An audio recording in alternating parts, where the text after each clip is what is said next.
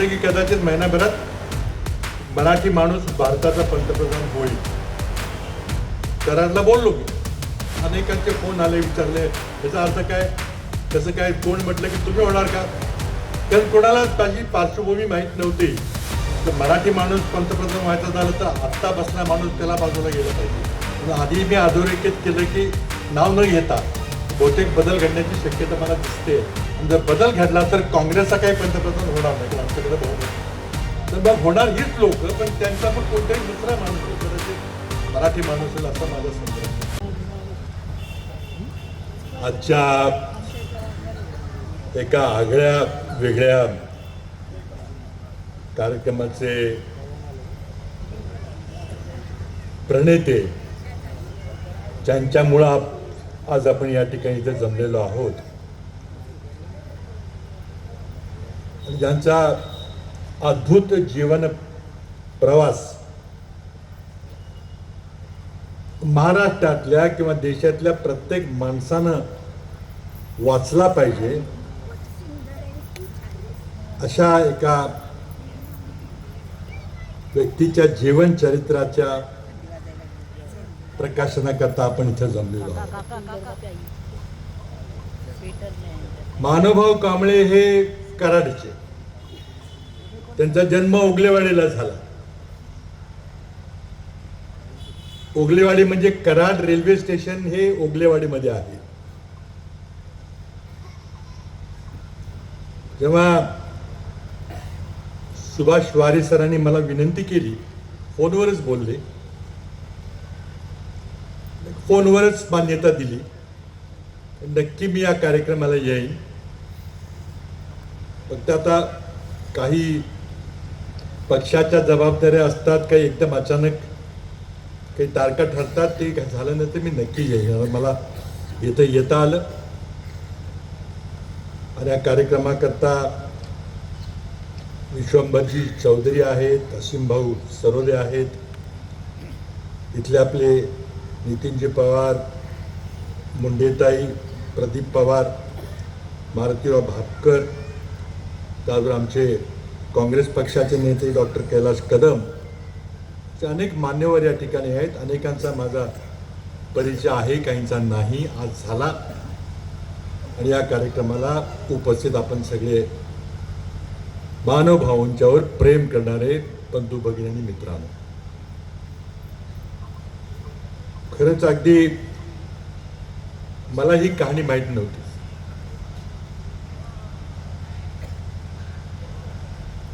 आयुष्यामध्ये इतका खडतर प्रसंग आल्यानंतर जगावं का जगू नये असा प्रश्न खरं म्हणजे त्या 13 वर्षाच्या मुलाच्या समोर यायला पाहिजे होता. पण आज जिद्दीनं, कुटुंबियांच्या प्रेरणेनं, वडिलांच्या आशीर्वादानं मानवभाऊ पुन्हा उभे राहिले. मूळ कोल्हापूर, ओगल्यांच्या काच कारखान्यामध्ये नोकरी करता वडील ओगलेवाडीला आले. तिथून त्यांची बदली पिंपरीला झाली. कराडहून ते पिंपरी चिंचवड परिसरात आले. पिंपरी चिंचवडचा जन्म होताना त्यांनी पाहिलं. अनेक इथल्या स्थानिक रहिवाशांनी आपल्या जमिनी दिल्या, काहीतरी फार चांगलं मोठं इथं होईल, आपल्या मुलाबाळांना काही नोकऱ्या लागतील. कोणी कधी जमिनीचा मोबदला मागितला नाही. आणि या वातावरणामध्ये हे एक शहर उभं राहिलं. कॉस्मोपॉलिटन शहर आहे. महाराष्ट्रातल्या प्रत्येक प्रांतातली माणसं इथं येऊन राहतात, आपलं पोट भरतात. या शहराला एक आगळं वेगळं स्वरूप दिलेलं आहे. आणि या शहरामध्ये मानवभावनी अत्यंत खडतर परिस्थितीत आपलं शिक्षण पूर्ण केलं. हुशार होते. 11वी 12वीला प्रथम क्रमांक काढला. BCom झाले, LLB झाले आणि इथल्या सर्व संघर्षामध्ये ते सहभागी झाले. समाजवादी विचाराने प्रेरित बाबा आढाव यांची शिकवण घेऊन त्यांना नेता म्हणून त्यांनी इथे काम केलं आणि परिसराच्या प्रत्येक प्रश्नामध्ये ते सहभागी झाले. अपंगांच्या करता त्यांनी केलेलं काम, हिंजेवाडी परिसरामध्ये जी अपंग प्रशिक्षण संस्था उभी केली, हजारो अपंगांना त्यांनी स्वाभिमानाने जगण्याची प्रेरणा दिली. त्यांना ते स्वतः जसं आपल्या पायावर उभं राहिले तसे त्या सर्व अपंगांना स्वतःच्या पायावर उभं राहायची प्रेरणा दिली. फार मोठं काम आहे, कुठल्या पुस्तकात लिहून ते मावणार नाही इतकं मोठं काम. पण त्यांच्या आत्मचरित्राची पहिली आवृत्ती आहे, त्यांना अजून पुष्कळ पुढे काम करायचंय. दुसरी आवृत्ती जेव्हा येईल तेव्हा आणखी पुढचा इतिहास लिहिला जाईल. पण हा इतिहास, हा आदर्श लोकांच्या समोर आला पाहिजे. पिंपरी चिंचवड शहरामध्ये त्यांची सर्वांना ओळख आहे, पण ती ओळख महाराष्ट्रभर, देशभर गेली पाहिजे. पुस्तकाचं भाषांतर होऊन देशात पोहोचेल, मला खात्री आहे.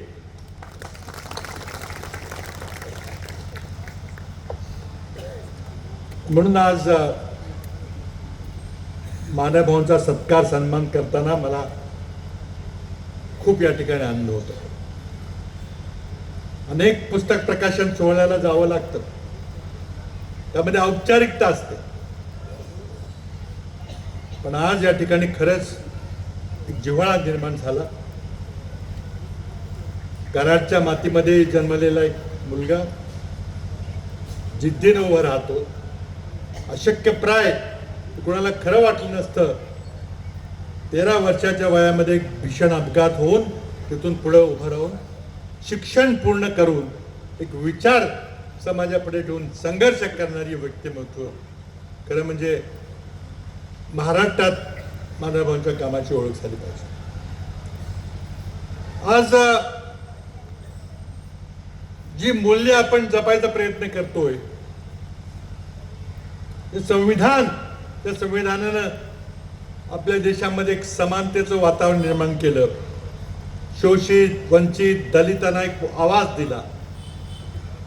ठीक आहे, कदाचित आपल्याला फक्त राजकीय स्वातंत्र्य मिळालं, सामाजिक स्वातंत्र्य आणि आर्थिक स्वातंत्र्य अजून मिळायचं आहे. पण हे राजकीय स्वातंत्र्य मिळाल्याशिवाय पुढचा टप्पा आपल्याला गाठता येणार नाही, हे तितकंच खरं आहे. दुर्दैवाने 2014 साली एक अपघात झाला. अपघात झाला का घडवला गेला मला माहित नाही, पण ते एक जातीवादी विचाराचं सरकार आलं. त्या सरकारचा आता अहोरात्र प्रयत्न चाललेला आहे की ह्या संविधानाचा कसा खून होईल आणि पुन्हा मनुस्मृती आपण या ठिकाणी कसं आणू. समतेचं वातावरण डॉक्टर बाबासाहेब आंबेडकरांनी तयार केलं होतं. एक आशेचा किरण निर्माण करून दिला होता की नाही, आज ना उद्या मला या देशामध्ये सन्मानाने जगता येईल, मला माझे अधिकार मिळतील, मला कोणी जन्म कुठं झाला, कुठल्या जातीत झाला म्हणून कधी कमी लेखणार नाही, माझ्या कर्तृत्वावर माझं मोजमाप होईल. एक आशेचं निर्माण करून दिला, किरण निर्माण करून दिला. तर सगळं पुसून टाकायचे प्रयत्न चाललेले आहेत. निवडणुकांच्यावर विश्वास ठेवायचा का ठेवू नये असं प्रश्न. किती तुम्ही प्रचार केला, आंदोलन केलं, विचार मांडले, सभा घेतल्या, तर उद्या निवडणुकीतून, मतपेटीतून काय बाहेर पडेल याचीच आता खात्री राहिलेली नाही, विश्वास राहिलेला नाही. आज संविधानाचा ढांचा आहे, पण त्यातला आत्मा मारून टाकलेला आहे. आत्मा मारून टाकायचा प्रयत्न चाललेला आहे. मरणार नाही तो आत्मा, प्रयत्न चाललेला आहे. संसदेला गुंडाळून टाकलं, सगळ्या संविधानिक संस्था काबीज केल्या, इन्स्टिट्यूशनल कॅप्चर ज्याला म्हणतात तशा प्रमाणात प्रयत्न झालेले. दिसायला लोकशाहीच्या लांब रांगा, मत देऊन बाहेर आलेला माणूस बोटाचा फोटो काढतोय, शाही दाखवतोय, जगातली सर्वात मोठी लोकशाही म्हणून आपली पाठ टोपटून घेतोय. त्या लोकशाहीमध्ये आत्मा राहिलेला नाही, नुसतं ढाचा राहिलेला नाही. आणि त्यामुळं बाबासाहेबांना जे अभिप्रेत होतं की खऱ्या अर्थानं हा देश स्वतंत्र होईल, प्रत्येकाला समान संधी मिळेल, आपल्या कर्तृत्वाप्रमाणे त्याला पुढे काम करता येईल, तो कुठली भाषा बोलतो, कुठल्या प्रांतात जन्मलेला आहे, कुठल्या जातीत जन्मलेला आहे हे महत्व ठरणार नाही. अजून तिथपर्यंत आपण पोहोचलेलो नाही. पोहोचायचा प्रयत्न करत असतानाच कुठंतरी त्या संविधानाचा गळा घोटायचं काम चाललेलं आहे. आज या ठिकाणी जी आपण सगळे जमलेलो आहोत, मंचकावर जी मंडळी बसलेली आहे, समतेच्या विचारानं, समाजवादी विचारानं प्रेरित होऊन कितीही अवघड लढाई असली तरी ती लढाई करणं आपलं कर्तृत्व आहे त्या भावनेनं आज लढतायत. प्रसिद्धी मिळेल, कुठे यश मिळेल, कोणी पाठ थोपटेल याची चिंता करत नाही. आणि त्या विचाराचा नेता आज आपल्यातून गेलेला आहे, डॉक्टर बाबा आढाव. ते आपल्यात नाही, त्यांना मी श्रद्धांजली अर्पण करतो. त्याचबरोबर काँग्रेस पक्षाचे एक मोठे नेते शिवराजी पाटील यांचंही आज दुःखद निधन झालं.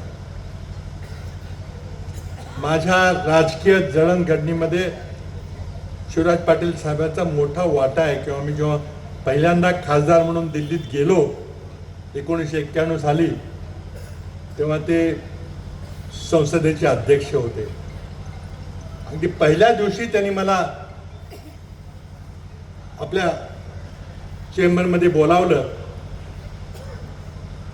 आणि संसदेमध्ये कसं काम करायचं त्याचा थोडक्यात धडा दिला, कान पिचक्या दिल्या. उपकार मी त्यांचे कधी विसरणार नाही.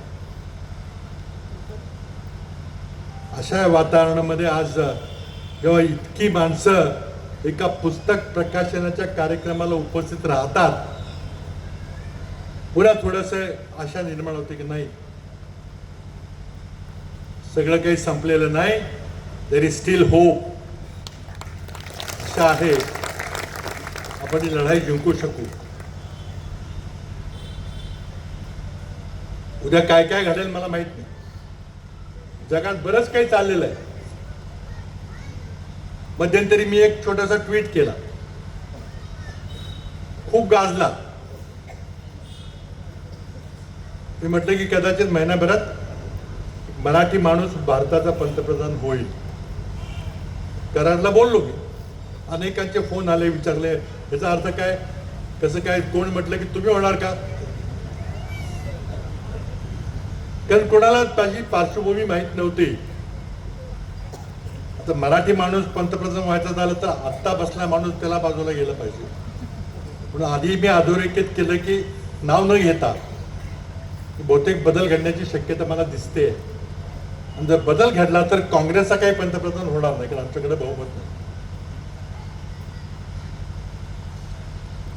तर मग होणार हीच लोक, पण त्यांचा मग कोणताही दुसरा माणूस होईल, कदाचित मराठी माणूस होईल असा माझा संदर्भ होता. माझा इशारा होता 19 डिसेंबरला. कारण 19 डिसेंबरला अमेरिकेत संसदेने कायदा केलेला आहे. 19 नोव्हेंबरला कायद्यावर राष्ट्रपती ट्रम्प साहेबांनी सही केली आणि तो कायदा झाला. आणि कायद्यामध्ये असं म्हटलेलं आहे की अमेरिकेत एप्स्टीन नावाचा एक माणूस होता, इस्रायलचा गुप्तहेर होता.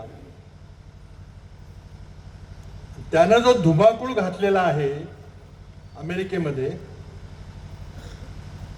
त्याचा पर्दाफाश होणार आहे. तो आपल्या विविध प्रासादामध्ये, मोठ्या मोठ्या इमल्यामध्ये, बंगल्यामध्ये सगळे कॅमेरे ठेवून, व्हिडिओ करून सगळ्या बड्या बड्या मोठ्या लोकांची छायाचित्रण केलेली आहेत. ती सगळी छायाचित्रणं, ते सगळे फोटोग्राफ अमेरिकन संसद कायदा करून एका महिन्याच्या आत म्हणजे 19 डिसेंबरला जाहीर करणार आहेत. यात कोणाकोणाचे नाव आहेत, सोशल मीडियावर काही नावं चालू आहेत का नाही मला माहित नाही, पण आजच 75,000 फोटोग्राफ पब्लिश झालेले आहेत, 20,000 ईमेल्स प्रकट झालेले आहेत. त्यामध्ये अमेरिकन संसदेने सांगितले की हा डाउनलोडेबल डेटा पाहिजे, हा सर्च करता आला पाहिजे. निवडणूक आयोग ज्याप्रमाणे मतदार याद्या कम्प्युटरवर पाठवायला तपास म्हटलेलं नाही, या डाउनलोडेबल आणि सर्चेबल ही माहिती असेल आणि कोण कितीही मोठा व्यक्ती असला तरी आम्ही त्याला संरक्षण देणार नाही. ती सगळी माहिती जाहीर होणार आहे. 19 डिसेंबरला काय होतं मला माहित नाही. उलटसुलट चर्चा चालू आहे, कोणाकोणाची नावं आहेत, काय काय कोणी कोणी काय काय कारनामे केलेले आहेत. आणि त्यामुळं चळवळीचा मुख्य आत्मा आहे की आशा सोडायची नाही, काहीतरी होईल बहुतेक असं आम्ही आशा घेऊन पुढे चाललेलो. झालं तर काहीतरी चांगलं होईल, पण चळवळ मात्र चालू ठेवावी लागेल. कारण एक संक्रामक काळ आहे. आज एक नवीन संस्कृती निर्माण होतीये. IT च्या युगामध्ये दोन्ही नवरा बायको चांगले उच्च पगाराची नोकरी घेऊन काम करतायत, वाचन नाही काही नाही, सोशल मीडियावरून व्हॉट्सॲपवर काहीतरी बघतायत, 5 मिनिटं बघतायत, आपली मतं ठरवतायत, देशात काय चाललंय, कुठे काय चाललंय. काल इंडिगो एअरलाईनमध्ये घोटाळा झाला, कशामुळे झाला, त्याला राहुल गांधी क्रोनी कॅपिटलिझम म्हणतात. त्याचं ज्वलंत उदाहरण कसं समोर आलं. 58 कोटीची राजकीय देणगी देऊन सरकारला कसं आपल्या मुठीत ठेवलं गेलं. 65% मार्केट शेअर असणारी कंपनीने भारतातल्या सगळ्या जनतेला त्राही करून सोडलं, फक्त आपला नफा जास्त व्हावा म्हणून. आणि सरकार निद्रिस्त अवस्थेमध्ये झोपलेलं, त्या काही घेणं देणं नाही आहे. कुणाला किती त्रास झाला, कुणाच्या नोकरीचा इंटरव्ह्यू होता, कुणाच्या घरात दहनक्रिया करायची होती, डेड बॉडी घेऊन माणसं एअरपोर्टवर उभी होती, लाखो माणसांना खायला मिळालं नाही, झोपायला मिळालं नाही, घरी जाता आलं नाही. 5,000चं तिकीट 50,000ला विकलं, काळाबाजार केला तिकिटांचा. सरकारला काही त्याचं घेणं देणं नाही. सरकार चर्चा करते वंदे मातरमची, आणि वंदे मातरमच्या रूपानं जनगण मन हे पुसून टाकायचा प्रयत्न आहे. हे राष्ट्रगीत नकोच, आम्हाला दुसरं पर्यायी राष्ट्रगीत पाहिजे, हा प्रयत्न काल नड्डांनी केला. पण जनगण मन लोकांच्या मनातलं, लोकांच्या हृदयातलं गीत कोणी पुसून टाकू शकणार नाही. म्हणून मानवाच्या पुस्तकाचं नाव या जनगण मन आहे. खरं जनतेच्या मनाच्या भावना, त्यांनी जनतेबरोबर केलेली आंदोलनं, त्या आंदोलनाला यश येईल किंवा येणार नाही, पण जनतेच्या हक्काकरता लढत राहिलं पाहिजे, ही त्यांची प्रेरणा खरोखरीच सर्वसामान्यापर्यंत पोहोचली पाहिजे. पुस्तकाचं भाषांतरून इतर लोकांना देशात हा लढा, ही जिद्द, याबद्दल माहिती मिळाली पाहिजे. खरं म्हणजे मलाही काही गडबडीमध्ये सर्व पुस्तके वाचता आलं नाही. मी सुस्त चाळलं, प्रस्तावना पाहिली आणि त्यातला संदर्भ लक्षात आला की एका वादळाचे वर्णन आहे. वैचारिक वादळ, न्याय मिळेल याकरता केलेला संघर्ष, कितीही अवघड परिस्थिती असली तरी प्रयत्न करत राहिलं पाहिजे, हे मानवभावाने त्यांच्या जीवनातून दाखवलेलं आहे. 13 वर्ष वयामध्ये इतका भीषण अपघात झाल्यावर माणूस स्वतःच्या पायावर पुन्हा उभा राहू शकेल तर विश्वास बसणार नाही, अशी कहाणी आहे. आणि त्यामुळं सरकारने कितीही अन्याय केला तरी आपण पुन्हा न्यायाचा लढा जिंकू शकतो, जिंकता आपल्याला येईल ही त्यातली भावना आहे. म्हणून बाबासाहेब आंबेडकरांच्या समतेच्या विचाराला पुराशी बाळगून ही लढाई लढत राहिलं पाहिजे. आज विशंभरजी असीमजी लढतायत, कोणी येऊ नका न येऊ, बोलवतील तिथे जातात, सांगतात, बोलतात, सरकारचा पर्दाफाश करायचा प्रयत्न करतात, त्यांना आमिषं दिली जातात, धमक्या दिल्या जातात, हल्ले होतात त्यांच्यावर. असीमची सनद रद्द करायचा प्रयत्न झाला, सगळं काही बेकायदेशीर झालं, तरी पण तो लढा चालू आहे. आणि तसाच मानभावाचा लढा या परिसरामध्ये चालू आहे. न्याय करता, हक्का करता, सन्मानाने जगण्याकरता. म्हणून मला वाटतं जनगण मन एका वादळाचं नाव आज संबंध महाराष्ट्रात पोहोचेल. जिद्दीनं प्रयत्न केला तर आपण काय करू शकतो याचं ज्वलंत उदाहरण समाजापुढे, विशेषतः युवा पिढीपुढे जाईल. त्यातून मला वाटतं नवा महाराष्ट्र, नवा भारत उभारायची आपल्या सर्वांना प्रेरणा मिळत राहील अशी अपेक्षा करतो. आता एका चांगल्या कार्यक्रमाकरता मला सुभाषजींनी इथं बोलावलं, मलाही येता आलं, त्याबद्दल त्या सर्वांचे मी धन्यवाद व्यक्त करतो. आणि संघर्ष करत राहा. तुमच्या संघर्षाचा पहिला अध्याय आज लोकांच्या समोर आलेला आहे. पुढचा आपला प्रवास, त्याची पुस्तिका अशीच या ठिकाणी पुढे येईल. आणि तुम्ही आयुष्यभर देशातल्या युवकांच्या करता एक आदर्श, संघर्ष केल्यानंतर काय होतं हा आदर्श प्रस्तुत करत राहण्याची अपेक्षा व्यक्त करतो आणि थांबतो. जय हिंद, जय महाराष्ट्र.